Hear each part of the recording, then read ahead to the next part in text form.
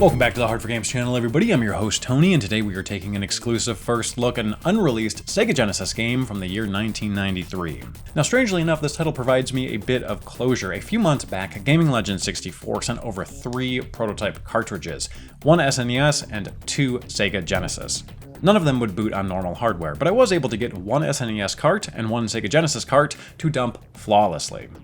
However, the third cartridge, the last Sega Genesis cart, my dumper just wouldn't recognize at all. So we were left to wonder what, if anything, was actually on it. Now, fast forward a few months and a friend of the owners, named Jamie, was able to remove the EEPROMs and successfully dump the information after a thorough cleaning, completely bypassing the board and cart entirely. And what was contained within was an entirely unreleased piece of software by Zyrinx, the developer of Sub-Terrania and Red Zone for Sega's 16-bit console. So this is Super Spin, an overhead racing demo with very spinny 360-degree movement. B is accelerate, left and right on the D-pad steer, as you would expect. Up on the D-pad changes to second gear, but only while accelerating. Down on the D-pad changes back to first gear, but only while in motion. And if stopped, down on the D-pad will put you in reverse. Now, the movement here is fascinating to actually feel and play, albeit not quite right for a racing title.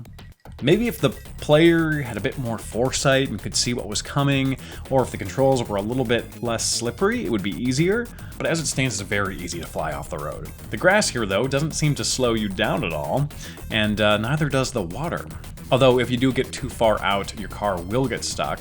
The game will recognize your acceleration input, as seen with your speed down here, but you actually won't move forward at all. And as you can probably see, even at your fastest, you're slower than the AI vehicles, although they do seem prone to leaving and flying off the road as well.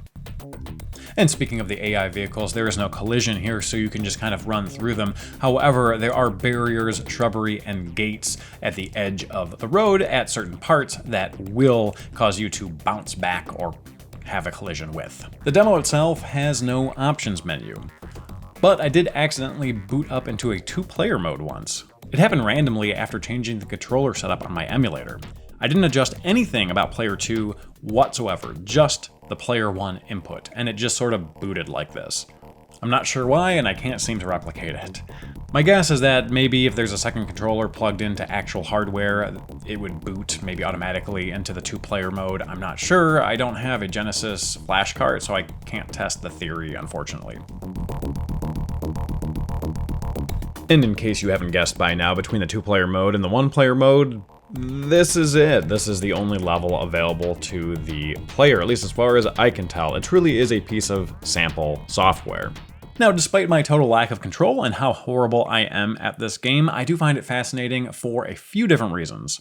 Firstly, the rotation effects here are pretty amazing for such an early build and for just being a sample. It's pretty cool to see. Secondly, and this is an odd thing to say, but the shrubbery really gives a sense of 3 dimensions and depth. Same thing with these gates. It feels very 3D, which is good because it's an overhead racer. And lastly, I've never played a racer that's felt like this, that's controlled like this. But do you know what I have experienced that plays this way? Subterranea for the Sega Genesis by the same developer. In fact, it was the first game the developer actually released. Technically, both Subterranea and Super Spin have a 1993 copyright, but Subterranea came out in 94, I believe, so I'm going to guess that Super Spin was an earlier beginning effort. In Subterranea, you have loose 360-degree motion for your ship, but it makes more sense here because you're a spacecraft. You're also managing the effects of gravity, your fuel, and dealing with enemies, all while trying to accomplish your objectives. It feels like they took the physics of Super Spin, modified them, changed them to a more appropriate setting, and created Subterranea. And even the music and the character art feels kind of similar.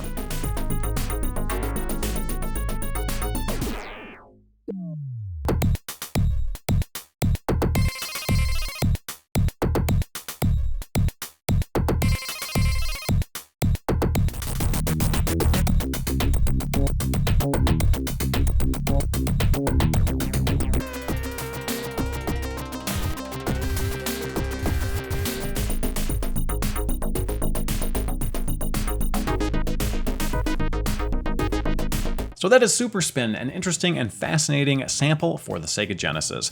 Big thank you to Gaming Legend 64 for sending this in, and big thank you to Jamie for finishing the job. Good job and good dump. Thank you.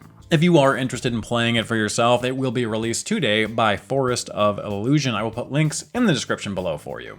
Please let me know if you get that 2-player mode activated, if you can figure that out. When I was writing the script, I just happened to want to get some more footage, stumbled across it, and was very thankful that I found it before I actually recorded the video. So let me know if you can figure out exactly how to get that going. I would be interested in knowing in the comments below. Aside from that, thank you so much for watching, subscribing, joining us on Patreon, all the good stuff, and hope to see you all next time.